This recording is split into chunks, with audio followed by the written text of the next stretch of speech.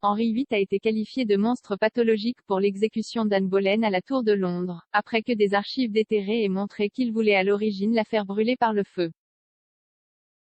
La Tour de Londres est mise au centre d'un documentaire de Channel 5 ce soir. Inside the Tower of London revisite certains des moments clés de la citadelle du XIe siècle, construite par Guillaume le Conquérant. Dans le dernier volet de la nouvelle série, la présentatrice Tracy Borman découvre le côté sale de l'histoire de la tour. L'historien Tudor, qui est conservateur en chef conjoint des palais royaux historiques, examine comment, pendant des siècles, les déchets du site ont été jetés dans la Tamise. Tracy se joint à une équipe d'archéologues alors qu'il mène une enquête près de la tour, qui se trouve sur la rive nord de la principale voie navigable de Londres. Le groupe fait des découvertes remarquables, notamment des poteries vieilles de 1000 ans et des armures anciennes. L'épisode se penche également sur un complot sournois des Henri VIII pour voler de l'argent à ses sujets. L'ancien roi d'Angleterre a planifié un plan pour fabriquer de fausses pièces d'argent et empocher les bénéfices pour lui-même. En plus de ces intrigues financières, l'histoire des Henri à la Tour de Londres a un côté beaucoup plus sombre.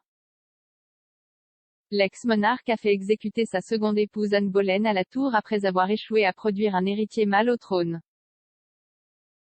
Madame Borman a expliqué comment une nouvelle découverte dans les archives liées à l'exécution d'Anne a montré que Henri était un monstre pathologique. L'expert a partagé son expertise dans une interview avec Elle observée l'année dernière, alors qu'un document clé a été découvert aux Archives nationales. La découverte, un livre de mandat Tudor, a mis à nu les crimes commis au XVIe siècle dans les moindres détails.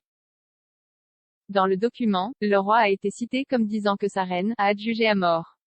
Par incendie, ou décapitation. Dans le document, le roi a été cité comme disant que sa reine a adjugé à mort. Par incendie, ou décapitation. Henri a ajouté, cependant, qu'il avait été ému par la pitié et avait donc décidé qu'Anne ne serait pas exécutée plus brutalement d'être brûlée par le feu. Cependant, le roi a également ajouté, nous, cependant, ordonnons que, la tête de la même Anne soit coupée. Anne a été décapitée à l'aide d'une épée, considérée comme un moyen miséricordieux d'exécuter quelqu'un.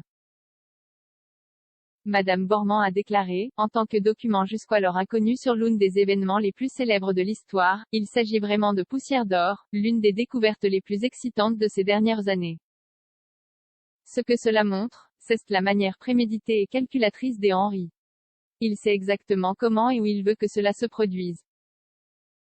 Henri avait également écrit qu'il voulait se débarrasser de la feu reine d'Angleterre, dernièrement notre épouse, récemment atteinte et condamnée pour haute trahison.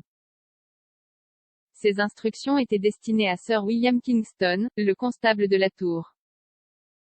Anne a été arrêtée en 1536 et emmenée par péniche à la Tour de Londres. Anne n'avait été couronnée reine que 3 ans plus tôt, mais avait été accusée d'adultère, d'inceste et de trahison. Lors de son procès, elle fut reconnue coupable et emprisonnée à la Tour, où, sur les ordres des Henri, elle fut mise à mort.